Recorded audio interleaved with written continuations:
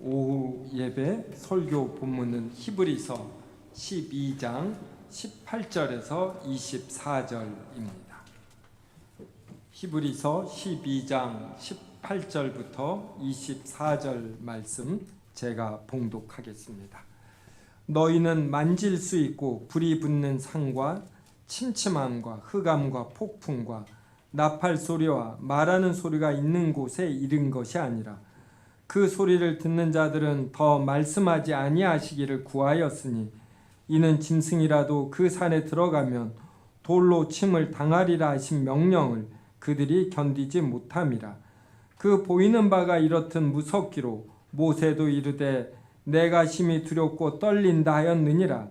그러나 너희가 이른 곳은 시온산과 살아계신 하나님의 도성인 하늘의 예루살렘과 천만 천사와 하늘에 기록된 장자들의 모임과 교회와 만민의 심판자이신 하나님과 및 온전하게 된 의인의 영들과 새 언약의 중보자이신 예수와 및 아벨의 피보다 더 나은 것을 말하는 뿌린 피니라.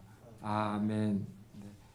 여기서 18절과 19절에 보면은 이른 것이 아니라 이럽니다. 이 말은 구약 시대에 이스라엘 백성이 시내산에서 모세를 통해 하나님의 말씀을 받았습니다. 그때 이 시내산에서 벌어진 현상이 사람들이 만질 수 있고 또 그리고 불이 붙는 산, 또 침침함, 흑암, 폭풍, 나팔 소리, 말하는 소리 이러한 것들이 있었습니다. 그런데 이 정도로도 이스라엘 백성이 너무나 무섭고 두려워하여 자신들과 말씀하시지 말고 모세와 말씀하여 달라고, 우리는 모세를 통해 전하여 주신 말씀을 받겠다, 이렇게 응답을 했습니다. 그런데 앞으로 우리가 갈 곳은 이곳보다 더한 곳이다, 이렇게 말씀하셔요.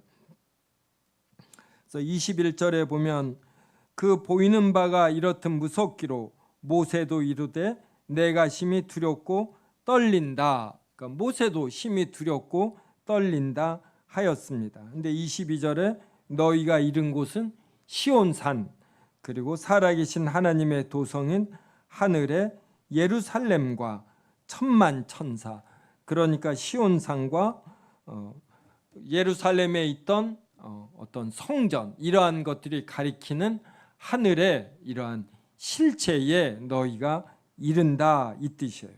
그래서 거기에는 장자들의 모임, 교회와 만민의 심판자이신 하나님, 그리고 온전하게 된 의인의 영들, 그리고 예수님, 이러한 존재들이 있는 곳이다, 이렇게 말합니다. 그래서 23절 후반절에 보면 온전하게 된 의인의 영들이 나옵니다. 그래서 이 의인들은 이 영들이 온전하게 된다, 이제 이러한 의미예요. 그러면 죄가 하나도 없이 온전히 거룩하게 된 의인의 영들이 있는 곳은 이제 죄가 있는 사람들이 가까이 가면은 이 사람들이 전부 다 타죽든 여하간에 다양한 형태로 죽임을 당합니다. 그래서 가장 거룩한 곳에 들어갈 수 있는 것은 이런 거룩함 뿐이다, 이제 이러한 의미이지요. 네. 그래서 오늘은 이 설교 본문을 통해서 그냥 전하고자 하는 것은 온전하게 된 의인의 영들, 이러한 표현을 통해서 우리 신자들이 이 땅에서 죽음을 당하면 우리의 영은 온전하게 되어서 하나님의 영접을 받게 된다라는 이러한 내용입니다. 성도 여러분은 기독교 또 예수 그리스도 하면은 무엇이 떠오르시는지요? 기독교는 제가 기독교를 떠나 있던 10년 동안에도 초등학교, 중학교 때의 경험으로 따스한 곳이었고, 그리고 긍정적인 곳이고 어떤 격려하는 곳이었습니다. 그래서 예수님이 믿어지지 않아 10년 동안 방황할 때도 교회와 기독교는 이러한 의미로 다가왔습니다. 그런데 우리가 기독교에 대해서 우리가 믿는 예수님에 대하여 여러모로 생각할 수 있는데 우리가 꼭 놓치지 않아야 할 것은 진리 체계로서의 기독교이고 진리이신 예수 그리스도이십니다. 그래서 기독교는 모든 높아진 이론을 이렇게 무너뜨리는 것이에요. 그래서 이 세상을 지배하는 철학의 가르침이나 과학의 주장들에 대해서도 무엇이 옳고 그른지 이러한 것을 말해 줍니다. 그래서 우리가 대유리문답 등을 이렇게 공부하는 큰 이유들 중에 하나는 예수 그리스도를 통해서 구원받는다라는 이러한 중요한 내용에 덧붙여서 이러한 지식 체계로 진리 체계로서의 기독교를 배우는 것입니다. 그래서 우리가 죽은 후에는 어떻게 되는 것인가, 또 우리가 이 세상을 정치와 경제 면에서는 어떻게 살아가야지 되는가, 이래서 우리의 삶 모든 영역에 대한 답을 갖추는 것입니다. 오늘은 특별히 죽은 후에 우리가 그리스도와 어떤 교제를 나누고 또 부활에는 어떤 일이 있는지 살펴보겠습니다. 자, 웨스민스터 대요리 문답 86문을 저하고 묻고 답하겠습니다. 보이지 않는 교회의 지체들이 죽은 후 즉시 그리스도와 함께 영광 속에서 누리는 교제는 무엇입니까? 보이지 않는 교회의 지체들이 죽은 후 즉시 그리스도와 함께 영광 속에서 누리는 교제는 그들의 영혼이 완전히 거룩하게 되어 가장 높은 하늘이 받아주는 것입니다. 거기서 그들의 몸이 온전히 구속되기를 기다리면서 빛과 영광 가운데서 하나님의 얼굴을 배웁니다. 조시라도 그들에게 연합되어 있고 마지막 날에 그들의 영혼이 다시 연합될 때까지 마치 침상에 있는 것처럼 무덤 속에서 잠이 쉬고 있습니다. 이에 반해 악인들의 영혼은 죽을 때 지옥에 던져지는데 거기서 고통과 흑암 가운데 머물러 있고 그들을 큰 날에 그들 부활과 심판 때까지 마치 감옥에 있는 것처럼 무덤 속에 갇혀 있습니다. 먼저 제가 나누어 준 유인물 보면은 위에 그리스도와 함께 영광 속에서 갖는 교제 종류가 나옵니다. 우리는 살아있는 동안에도 그리스도와 함께 교제를 갖습니다. 그리고 우리가 죽은 후에도 즉시 교제를 갖습니다. 이것을 83문, 85문, 86문에서 살펴봅니다. 오늘은 86문을 통해서 죽은 후에 즉시 그리스도와 갖는 교제에 대해 살펴봅니다. 그 다음에 부활과 심판날이 있습니다. 이 부활과 심판날이라는 것은 예수 그리스도의 재림 때를 말하는 거예요. 예수님이 이 땅에 다시 오는데 그때 우리가 누리게 되는 교제에 대해서 살펴봅니다. 그래서 먼저 86문을 우리가 묻고 답했는데 그 내용을 네 가지로 정리할 수가 있습니다. 그래서 밑에 1, 2, 3, 4가 나오지요. 네. 그 다음에 한글이 있고 이제 영어가 있는데 영어로 보면은 뜻이 아무래도 가장 분명하지요. 그래서 워드 플레이라고 해서 단어 유희도 이렇게 좀 나옵니다. 그런데 이것은 보다 더 깊이 공부하시려는 분이 참고하면 되고 밑에 네 가지로 정리한 거 이 내용만 아셔도 아주 크게 충분합니다. 그래서 첫째, 신자들이 죽었다. 그러면 그때 영혼의 상태가 어떠하냐면 동그라미 1번처럼 이 영혼이 완전하게 됩니다. 영혼이 완전히 영화로워지는 거예요. 우리가 이 땅에 살아있는 동안에는 그리스도의 피로 우리가 의롭다함을 받아도 죄의 잔재가 남아있기 때문에 우리의 영혼에 죄성이 남아 있습니다. 그래서 여전히 자기 중심적이고 또 육신의 정욕, 안목의 정욕, 이생의 자랑을 추구하게 됩니다. 그런데 죽게 되면 영혼이 즉시 거룩해져요. 이게 바로 아까 히브리서 11장 23절에서 살펴본 온전하게 된 의인의 영들, 이게 말해 주는 것입니다. 그래서 신자는 죽는 게 무엇이냐면 이 땅에서의 불완전함으로부터 벗어나는 것이에요. 그래서 사도 바울과 같은 사람들은 오히려 죽기를 소망한 것입니다. 성도 여러분, 저도 예배를 통해서 은혜를 받으면 이 마음이 충만합니다. 아내도 더 사랑해야지 되겠다. 내가 더 참고 더 이해해야지. 내가 참고 이해하지. 아내에게 바라지 않아야 되겠다. 제가 좀 유머스럽게 말한 거고, 이런 생각을 갖습니다. 근데 예배가 끝나고 집에 가는 사이에 마음이 벌써 좀 변해요. 이게 이 땅에서 사는 영혼의 한계이거든요. 근데 우리가 죽으면 영혼이 즉시 거룩해져서 이러한 죄성이 사라지는 겁니다. 이것을 이사야 11장에서 사자가 소처럼 풀을 먹는다, 이렇게 표현이 되죠.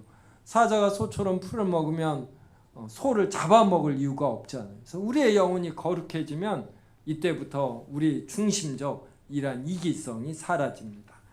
그 다음에 우리의 영혼이 완전하게 되니까 이 영혼을 받아두는 곳이 있어요. 그곳이 가장 높은 하늘, 이제 우리가 천국 이렇게 표현하죠. 이곳에 이 영혼이 들어갈 수가 있는 것입니다. 네.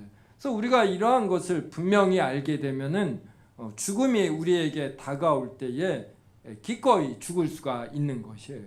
이렇게 진리 체계, 지식 체계, 철학 체계로서 우리가 이 기독교를 꼭 이해하는 것이 필요로 합니다. 네. 신자에게 죽음은 축복이구나. 그래서 내가 이 땅에 살아있는 동안에는 열심히 살아야지 되지만 이제 몸이 아프거나 사고로 인하여 죽음이 날 기다리고 있으면 내가 기꺼이 죽어야지 되겠다. 이제 이러한 생각을 우리가 평소부터 해두는 것입니다. 그 다음에 가장 높은 하늘로 영접받는다는 것을 통해서 이 세상은 눈에 보이는 세상 말고 눈에 보이지 않는 세상이 있구나. 그러니까 말씀으로 이 세상을 창조하신 하나님께서는 우리 눈에 보이지 않는 영혼만이 가는 천국, 이러한 곳도 하나님은 만드셨구나. 이걸 또 이해하는 거예요. 그래서 성도 여러분들 전부 다 스마트폰을 통해서 유튜브 이런 거 할 것입니다. 이런 걸 우리가 인터넷 공간, 사이버 스페이스 그러지 않습니까? 우리 눈에 보이지 않습니다. 하지만 스마트폰, 컴퓨터를 통해서 들어가는 이러한 공간이 있는 거예요. 이것처럼 영혼, 죽은 영혼이 가는 이러한 세상이 있는 것입니다. 그래서 전능하신 하나님은 이러한 천국도 준비하신다라는 거, 이것도 우리가 믿음으로 분명한 확신을 가져야지 됩니다. 그 다음 두 번째, 영혼은 즉시 거룩해져 하나님의 영접을 천국에서 받는다는 걸 알았어요. 그럼 우리의 육신은 어떻게 되는가? 우리의 육신은 그리스도에게 계속 연합되어 있습니다. 그리스도에게 연합되어 있는 상태에서 동그라미 2번이 말하는 것처럼 침상에 있는 것처럼 무덤 속에서 편히 쉬는 것이에요. 우리가 침대에 누워서 잠을 자지 않습니까? 그래서 우리가 죽어서 이제 무덤에 묻힌다. 또 화장이 되어 한줌 이제 이렇게 한줌 재로서 이렇게 안장이 된다. 그때 우리의 육신은 이 침상 위에서처럼 편히 쉬고 있는 것입니다. 근데 육신의 병으로 인해서 또 노화로 인해서 고통이 있습니다. 이 고통으로부터 벗어나는 것, 육신으로 이 땅에 살면 겪어야지 되는 여러 비참함이 있는데 못 볼 곳 이러한 것들을 보게 되지 않습니까? 이러한 것들로부터 단절되는 게 죽음이에요. 그래서 신자의 죽음은 축복이 됩니다. 그래서 병든 몸이 죽음과 동시에 이 고통이 없어지고 침상에처럼 편히 쉬는 거예요. 그리고 그 순간에도 이 육신은 예수 그리스도와 연합되어 있어요. 그러면 예수 그리스도는 다른 데 있고 사람의 육신은 무덤에 있는데 어떻게 연합되어 있느냐? 이제 이것을 바로 이해하는데 태양과 지구가 1억 5천만 킬로미터 떨어져 있습니다. 우주선으로도 몇 달씩 걸리는 거리예요. 걸어서 4,500년 걸려요. 이렇게 먼 거리에 있는 태양과 지구가 중력으로 연결이 됩니다. 그래서 예수님과 우리도 예수 그리스도의 피에 의해서 성령으로 연합되어 있는 것이에요. 그래서 우리의 육신이 죽어도 우리의 육신의 아주 근본, 본질이 되는 이 부분을 예수 그리스도가 전부 다 붙들고 있어요. 우리는 우리 육신을 이루는 본질이 실체가 무엇인지 잘 모릅니다. 근데 성경은 분명히 이렇게 말을 하는 것이에요. 네. 자, 그 다음 3번에 죽은 신자의 영혼이 그러면 가장 높은 하늘로 영접받아서 그리스도와 누리는 교제가 무엇인가? 1번이 빛과 영광 가운데서 하나님의 얼굴을 봅니다. 이 말은 하나님은 무대에 있고 우리는 이러한 객석에서 멀리서 본다, 이제 이런 뜻이 아니라 여호와의 얼굴을 본다라는 것은 교제한다, 이러한 뜻입니다.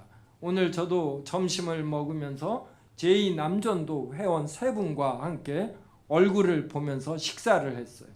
얼굴을 보며 식사를 했다라는 것은 대화도 하고 교제했다, 이 말입니다.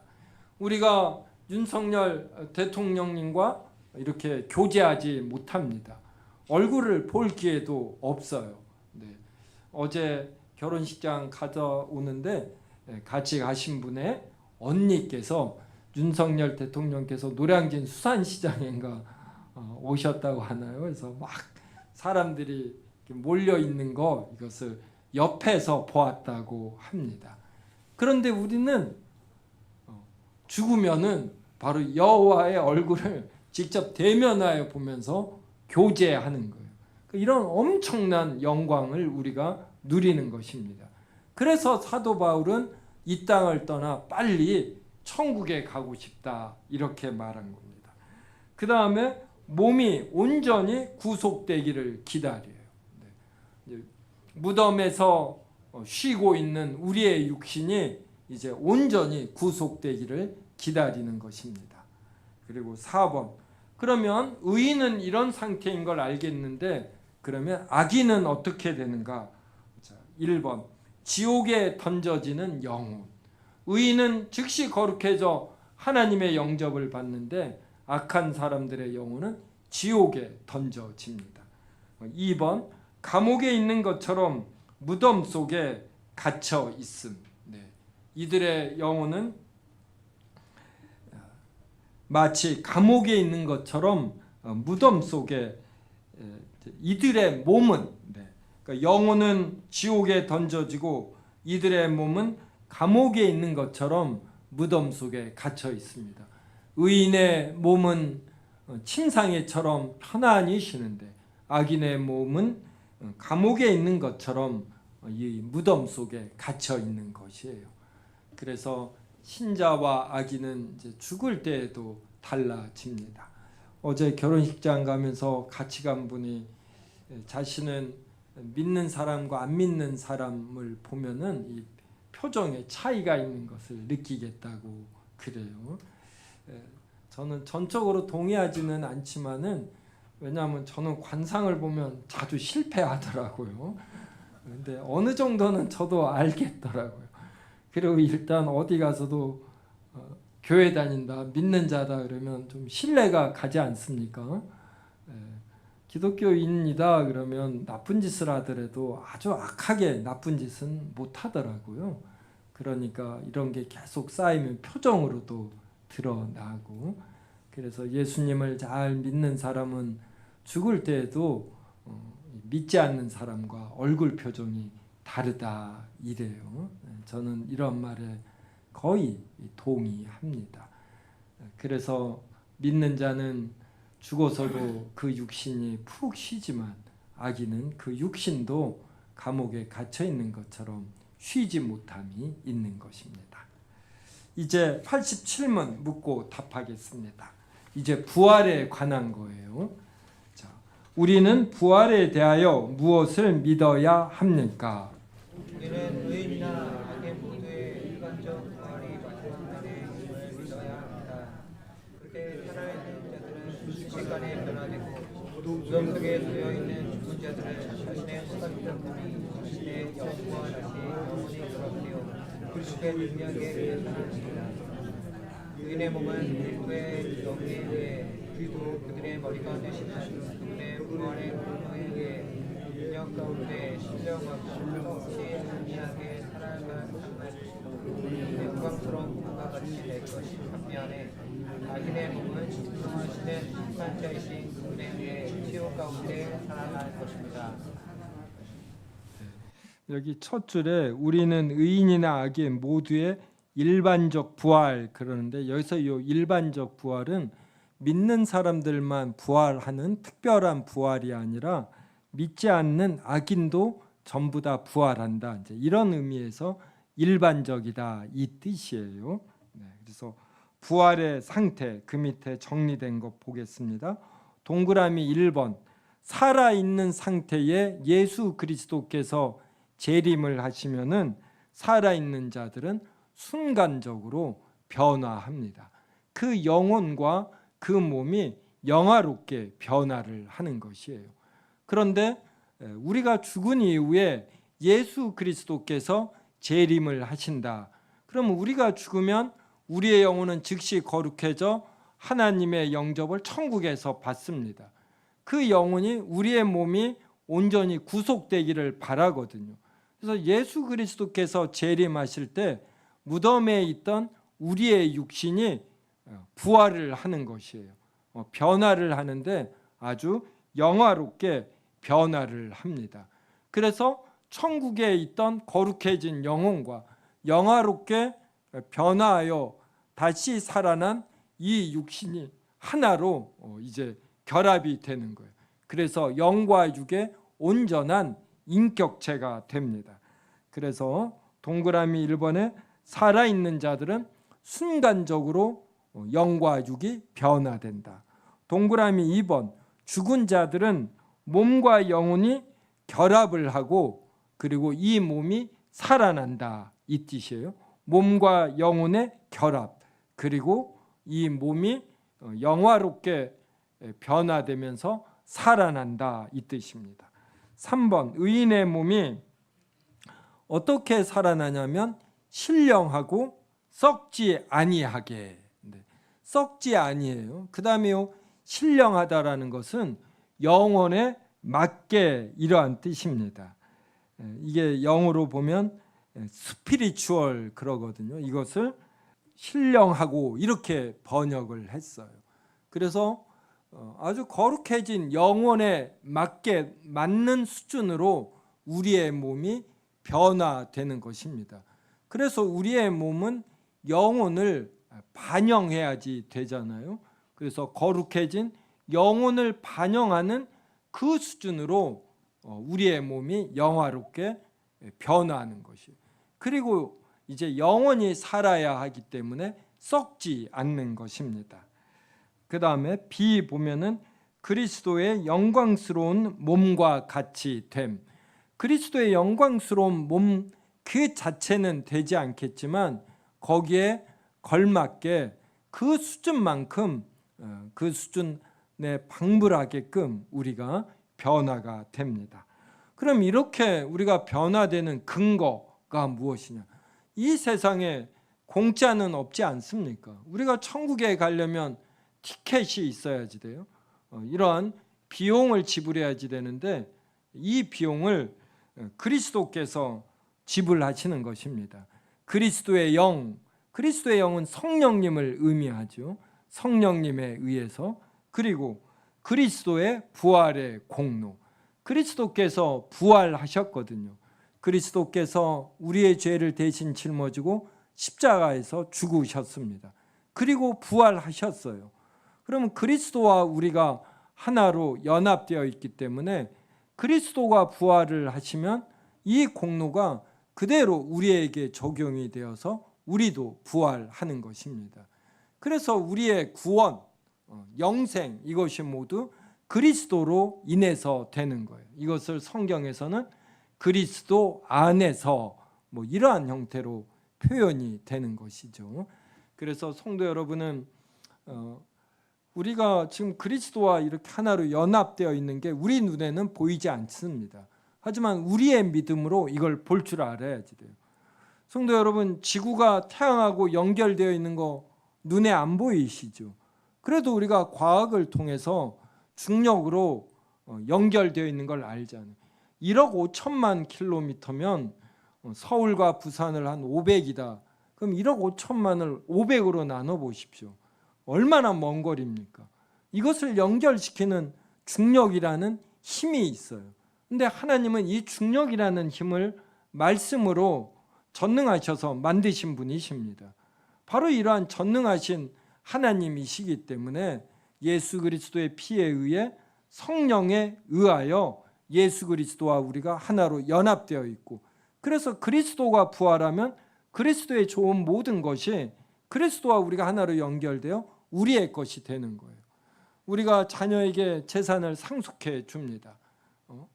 또 부모님은 우리에게 재산을 상속해 줘. 왜냐하면 부모님과 우리가 거의 하나로 여겨지기 때문인 것이죠. 그래서 육신의 부모는 때때로 자녀를 버리고 배신도 하지만 하늘의 아버지는 절대로 그러시지 않아요. 그 다음에 그럼 악인의 몸은 어떻게 되느냐? 악인도 부활을 하는데 치욕 가운데서 살아납니다. 이 근거는 진노하시는 심판자 그리스도에 의해서 살아나요. 그래서 그리스도의 공로 때문에 살아나는 것이 아니라 그리스도께서 심판하시기 위해서 벌을 주기 위해서 벌을 받으라고 치욕 속에서 부활하는 것입니다. 이제 저도 이제 조금씩 나이를 먹어가면서 이렇게 나이듦에 대해서 이제 생각을 하고 이제 연세 드신 분의 얼굴들을 볼 때 이분의 젊은 모습을 이렇게 뭐 어떻게 생각해낼 수 있겠더라고요. 아, 저 모습에서 젊었을 때는 이렇게 멋지고 이렇게 아름다우셨겠다. 성도님들도 이거 가능하셔요? 네.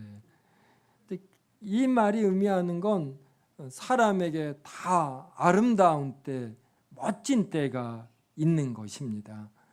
그래서 전부 다 시집장가 갈 수 있지요. 시집장가 갈 때쯤이면 다들 가장 멋진 때가 된다고 할까요?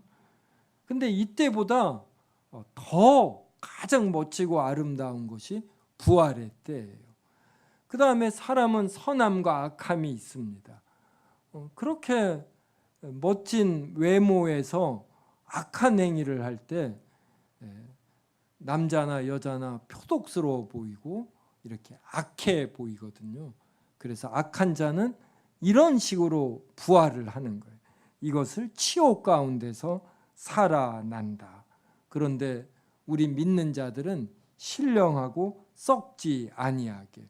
그래서 현재 우리의 개성이 유지되면서도 이 개성을 유지한 이 개성이 드러나면서 가장 멋지고 아름답게 부활을 하는 것입니다.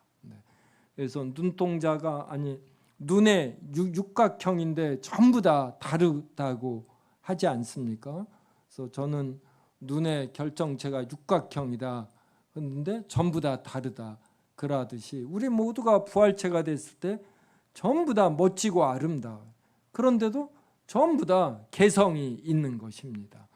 그래서 이런 거 생각하면은 참 기대돼요. 내 안에는 어떻게 부활이 될까? 저는 그렇고 이런 생각하면서 각 성도에게서 이 부활체를 찾아보려고 하는 거예요. 이런 자세로 여러 사람들 보면 다 멋지고 아름답고 수용할 만합니다. 이제 마무리하겠어요. 우리가 기독교를 진리 체계로서의 기독교, 진리를 우리에게 주시는 예수 그리스도, 이러한 관점에서 이해해야지 돼요. 그래서 우리가 죽은 이후 우리의 영혼이 어떻게 되는가? 부활 때 어떻게 되는가 이러한 것도 분명히 알고 있어야지 되고 이것을 우리의 삶과도 전체적으로 연결시켜야 합니다.